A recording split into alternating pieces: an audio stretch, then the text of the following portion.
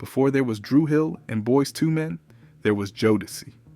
This R&B group broke ground in the 90s with their sultry sound, establishing themselves as pioneers of the new jack swing era.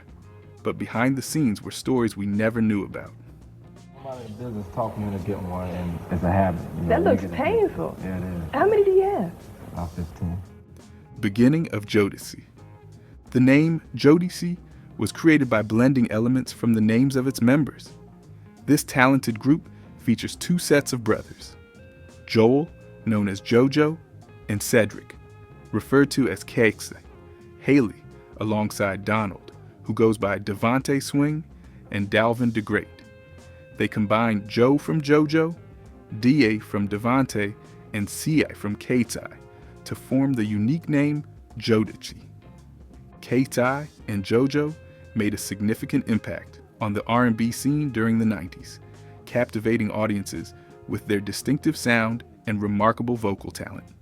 However, their journey to fame was filled with challenges and hidden stories that were about to be revealed. Initially, part of the gospel group, Little Cedric and the Haley singers, Keitai and JoJo, transitioned into the mainstream music world. They released 3 albums under the AIR label, including I'm Alright Now in 1983, Jesus Saves in 1984, which climbed to number 4 on the Billboard Gospel chart, and God's Blessings in 1985, which reached number 22. In 1988, they teamed up with their brothers Devontae Swing and Mr. Dalvin to create the legendary R&B group Jodeci. The tale of Jodeci is a classic narrative of rising from humble beginnings to achieving great success in the music industry, enjoying wealth, fame, and adoration, only to face the harsh reality of losing it all. From the outset, the band realized that to reach their goals, they had to step outside the familiar confines of North Carolina. They viewed New York City as a land of opportunity, where they could maximize their chances of landing a record deal. With 29 demo tracks in hand, they set off on a challenging journey to the city, eager to connect with record labels. However, their early attempts were met with disappointment, as they faced rejection from nearly every label they approached. Despite their relentless efforts to record and submit their album, success remained just out of reach. It wasn't until Sean Combs, also known as Puff Daddy, entered the picture that he offered his expertise in song direction and mentorship to the talented trio. This was a pivotal moment for Puff, as he recognized the untapped potential within the group. His drive, determination, and unwavering belief in Jodeci's ability to become a superstar made him the perfect A&R representative for them. He took charge of the direction of the single, embracing risks, like advocating for the release of Gotta Love, fully aware that failing to connect with audiences could lead to his dismissal by Andre Harrell. Puff's involvement was comprehensive, from choreographing dance routines in the rain to directing music videos himself, even creating an additional video for Stay, which was set to be the group's next big hit. The journey behind the single Forever My Lady was particularly fascinating, as it started as a mere interlude, but transformed into a complete song. One point of contention was the opening line, sung by KCI, "You're Having My Baby," which raised eyebrows due to their youth. Despite KCI's unease and Devontae's discontent, they chose to move forward with the track for the sake of their careers, ultimately leading to the group's much-needed breakthrough. Written by Al B. Shore, the song became a major hit that propelled them into the spotlight. After releasing 2 successful albums in just 2 years, the band found themselves immersed in a world of fame and wealth. This new lifestyle was a stark contrast to their modest beginnings, as they were now surrounded by beautiful women, driving luxury cars, living in lavish homes, and enjoying substantial bank accounts. They were finally experiencing the dream they had worked so hard to achieve, but they would soon learn that success often comes with significant sacrifices. As KCI grappled with his challenges, his drinking habits worsened significantly, mirroring JoJo's struggles, both stemming from a family history of alcoholism. The group found themselves embroiled in a serious controversy when Devontae and KCI faced allegations of sexually assaulting a female fan. Fortunately, the case was ultimately dismissed due to evidence being misrepresented. Although they were convicted of firearm-related offenses, their sentences were reduced to community service. Despite these hurdles, their popularity remained intact, and they continued to land projects in the industry, with Devontae being particularly in demand for his talents. In the summer of 1993, Devontae Swing's home invasion became a focal point of scrutiny.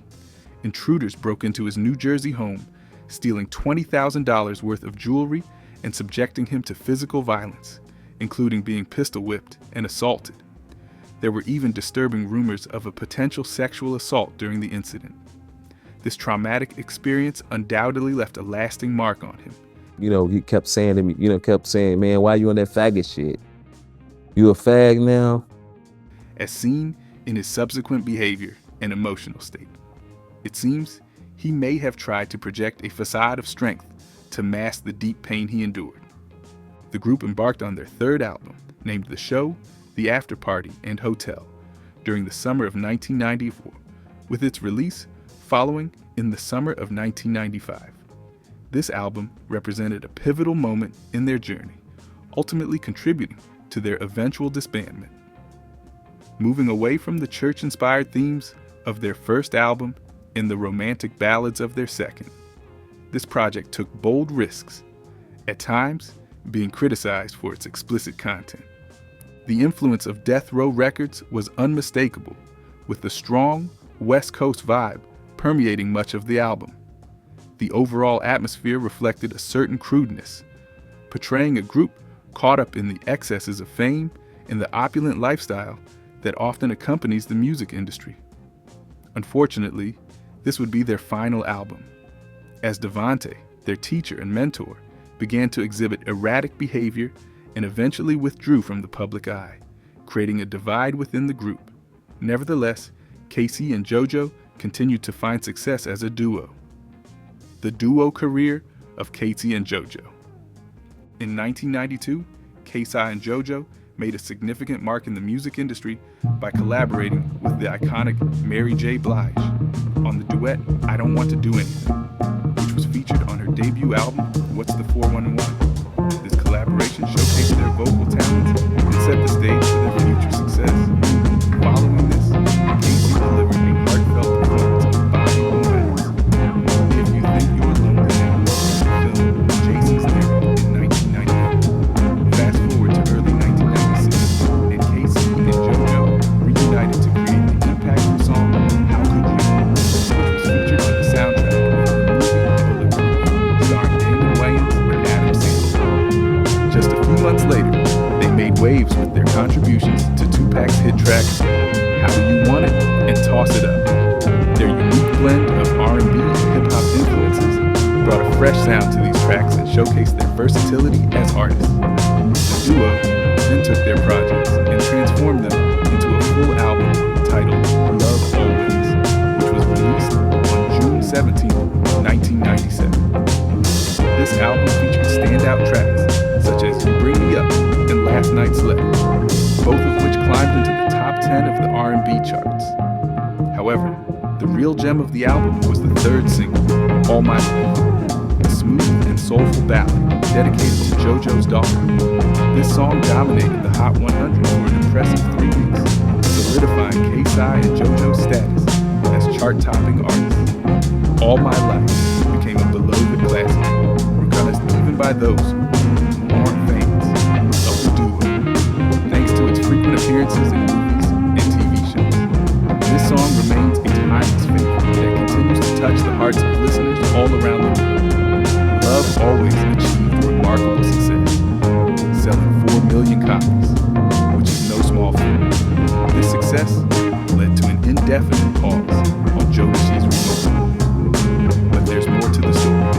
While working on Love Always, they also collaborated with After 7 to release I Care About You as part of the R&B supergroup Milestone, featured on the soundtrack for the film Soul Food, produced by the legendary Babyface. These brothers were truly on a roll.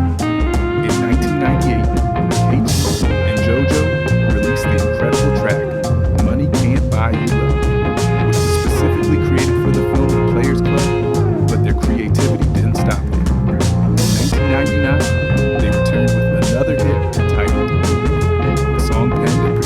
legendary R. Kelly. This track was featured on the soundtrack for the movie Life, starring Eddie Murphy and Martin Lawrence. In an exciting development, K-Si and JoJo's second studio album, It's Real, was launched on June 28th of 1999. This album was a true work of art, resonating deeply with fans and reaching impressive heights. It climbed to the 8th position on the Billboard 200 chart, earning its place among the musical elite. Additionally, It's Real achieved the second spot in the R&B Shocky Hip Hop Albums chart, highlighting its remarkable talent and widespread appeal. The album's impact extended beyond the United States, making waves on international charts as well. It found its way into the top 20 of the Dutch Mega Albums Top 100, the Canadian Albums chart, and even made an appearance in the New Zealand Top 40 Albums and the RA chart. Its enchanting melodies and heartfelt lyrics connected with listeners around the globe, breaking through cultural barriers. The enchantment of It's Real extended far beyond its impressive chart success. It gave rise to 4 remarkable singles, each reflecting the album's exceptional quality.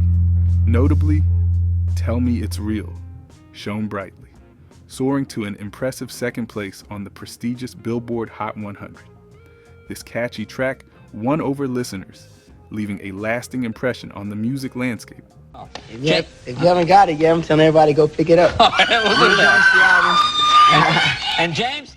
Critics were quick to acknowledge the immense skill and creativity infused into It's Real.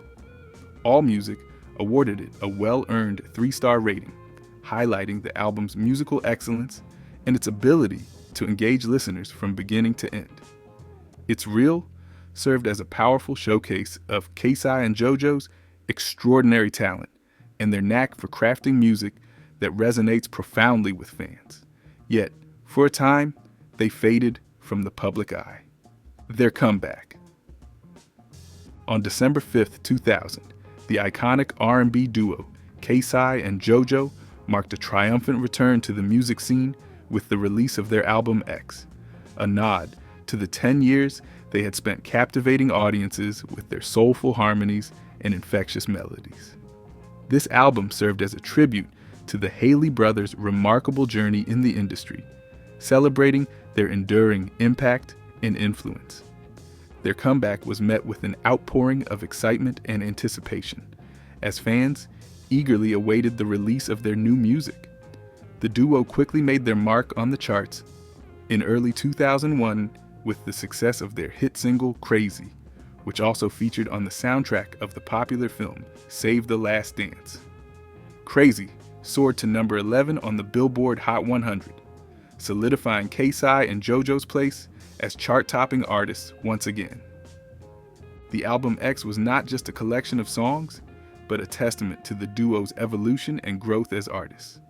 Tracks like Slip and Fall, a special nod to their Jodeci roots, along with Honest Lover, One Last Time, and All the Things I Should Have Known, showcased their versatility and musical prowess. Vibe magazine even recognized the hip-hop influences in their music, drawing comparisons to the innovative sounds of Del the Funky Homo Sapien and his crew. K-Si and JoJo's return was a significant moment in the music industry, proving that their talent and presence were as strong as ever. To look forward to is really getting out there and seeing more of what we've seen tonight.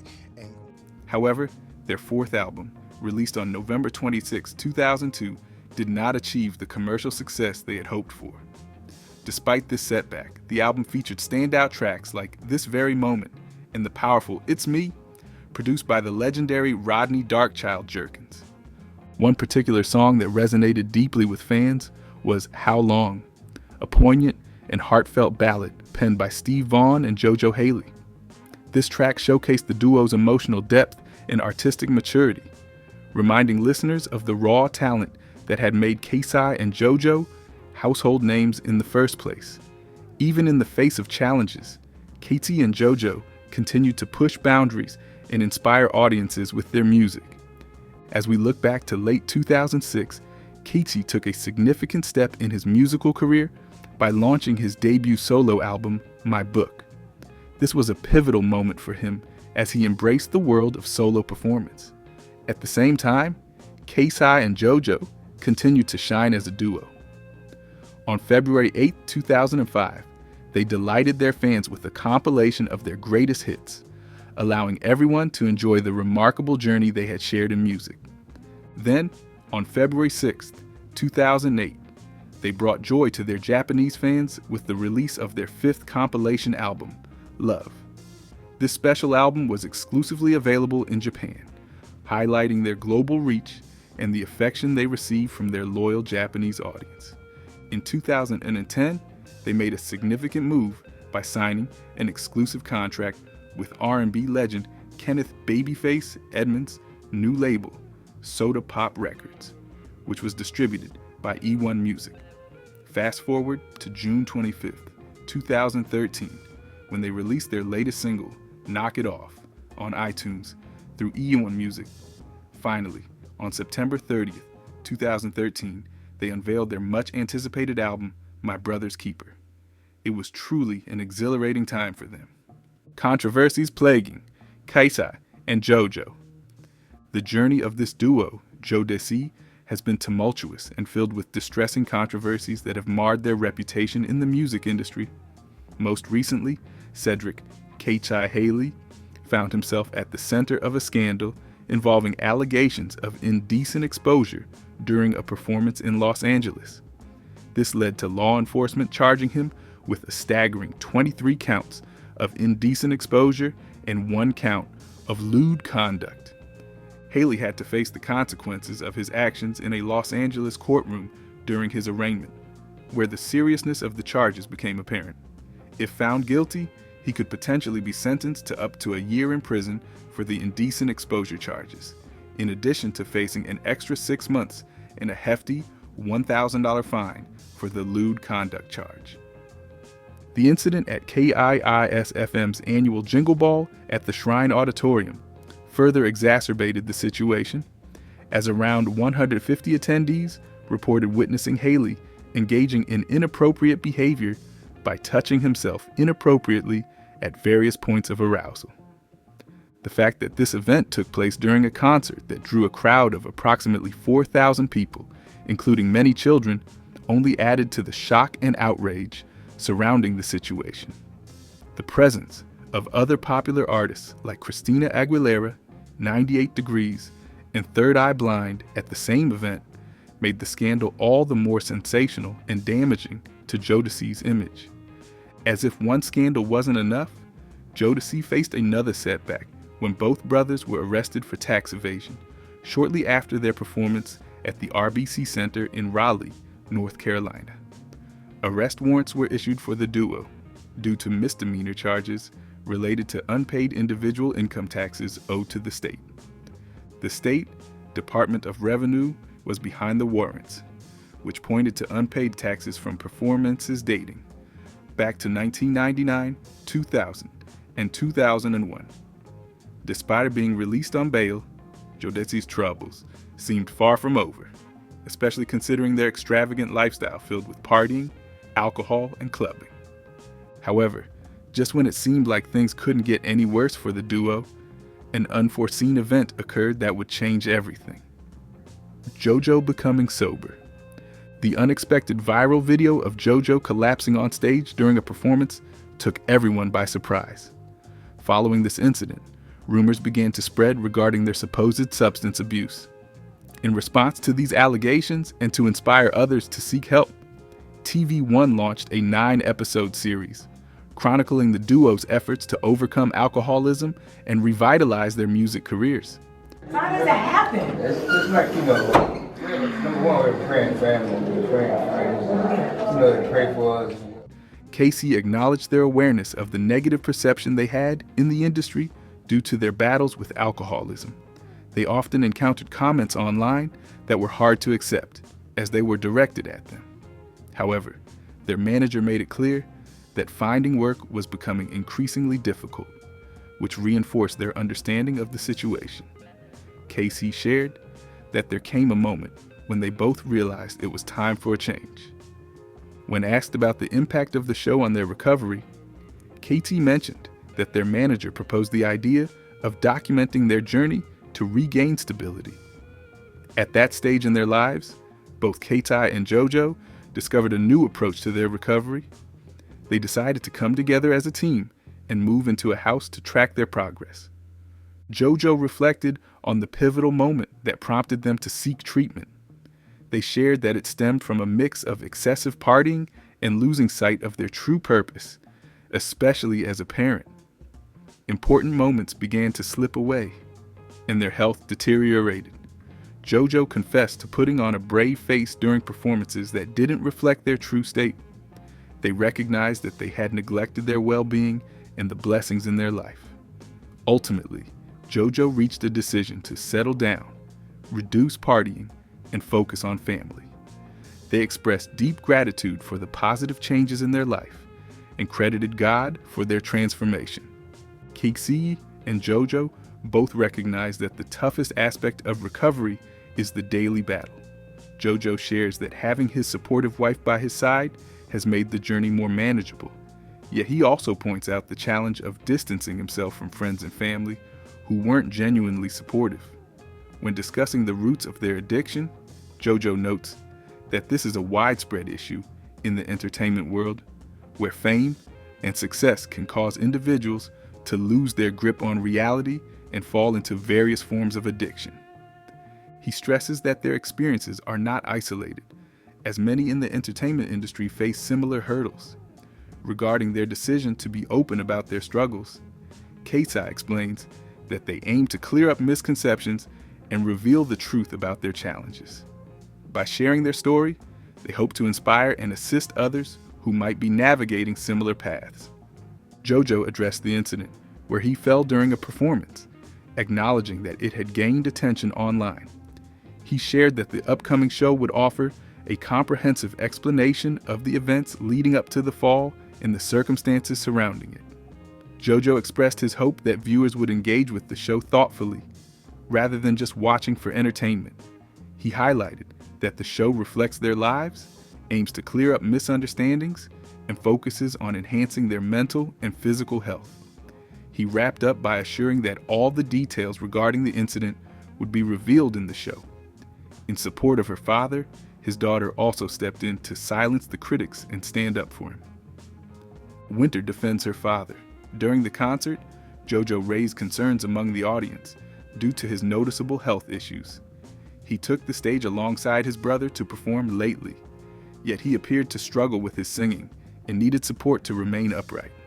The crowd observed as the 51-year-old performer became increasingly distressed and ultimately had to be escorted off the stage. This event ignited conversations on social media, with many speculating about the severity of his health problems. However, his daughter, Sequoia Winter, who is also a cast member of Growing Up Hip Hop, provided clarification regarding his private health situation, offering insights into the circumstances that affected his behavior during the performance. He's diabetic. He was just recently diagnosed with diabetes within the past year, she explained to Distractify, and it's new for him. In a subsequent interview, JoJo reflected, "Ever since Jodeci had their first hit, that's when everything started spiraling downward. I mean with the whole band, individually and as a group. From then on, I really did not have any feelings about it. It was just party and BS, but I did not think it was taking a toll on me until the first time that I said I was not going to drink anything, and I fell into a seizure." Winter expressed her thoughts regarding her father, stating, "Many individuals lack the necessary education about diabetes and the essential self-care practices involved, such as administering insulin and managing the various aspects of the condition." She elaborated that JoJo is still acclimating to his diagnosis. He is in the process of understanding how to manage his health effectively. At times, parents may forget to adhere to their health routines, necessitating that we check in on them regularly, she noted. Some fans speculated that JoJo's slurred speech could be attributed to a prior stroke. However, his estranged wife, Tiny Haley, categorically dismissed these claims, asserting that they were entirely baseless. Haley stated, "I want to clarify because there are rumors suggesting JoJo had a stroke and Tiny left. No, Joe has never experienced a stroke. That is not the case. With that clarification, let us delve into one of the most intriguing controversies of the duo. Controversies surrounding KT and Mary J. Blige. The relationship between Mary J. Blige and KT, which endured for a significant period of time, became a subject of intense and sensational media coverage. In the vibrant and tumultuous era of the 1990s, the rising star found herself deeply entangled in a prolonged romantic involvement with the enigmatic KT. Their story began during the production of her debut album, What's the 411, where Mary J. Blige first crossed paths with KT Haley. From that initial meeting, a romantic liaison blossomed between them. However, as time passed, Blige would later reveal that their relationship was marred by abuse and frequent violent incidents. In a revealing interview with The Guardian in 2002, Mary J. Blige opened up about the harrowing experiences she endured without explicitly naming her former partner, the Jodeci vocalist. She spoke candidly about being trapped in what she described as a hellish relationship, where self-hatred seemed to attract those who harbored similar feelings towards her. It was a cycle of pain and lessons that she found herself repeating until she finally realized that there was a crucial lesson she needed to learn. One pivotal moment that she recalled was narrowly escaping a life-threatening situation, which served as a wake-up call for her. In her 2021 documentary, Mary J. Blige's My Life, Blige reflected on the tumultuous and dark nature of her relationship with KT, acknowledging the manipulation she faced and how she had to diminish her own identity in order to keep the relationship afloat. This challenging experience ultimately inspired her iconic 1994 album, My Life, where she fearlessly delved into themes of abuse, addiction, and personal struggles that had shaped her life. Through her poignant and raw lyrics, Mary J. Blige bravely shared her journey of healing and transformation, solidifying her place not just as an R&B artist, but as an international icon who had triumphed over adversity. The album, My Life, marked a turning point in her career. The challenges within her relationship overshadowed her ability to fully appreciate her recent achievements. Unfortunately, she struggled to enjoy the successes and happiness that came with her rise to fame. Blige reflected on how both she and her partner were young and incredibly successful, yet they lacked the tools to handle the pressures of their remarkable lives. Despite her deep feelings for him, the burden of their shared accomplishments became too heavy to bear. At one point in their relationship, KT gifted Blige a ring, which she took as a sign of engagement. However, when asked about marrying her during a British TV interview, KT dismissed the speculation, shaking his head and stating, "That's a rumor. KT is not getting married, for the record." Later, when Blige appeared on the same show, she was shown KT's denial and questioned about the lack of a significant engagement ring. Blige voiced her disappointment over his comments, stating, "No, we're not getting married now. Let's move on, please. I'm disgusted." In 2006, KT shared his side of the story with Vibe magazine, explaining, "I never said I was going to marry her.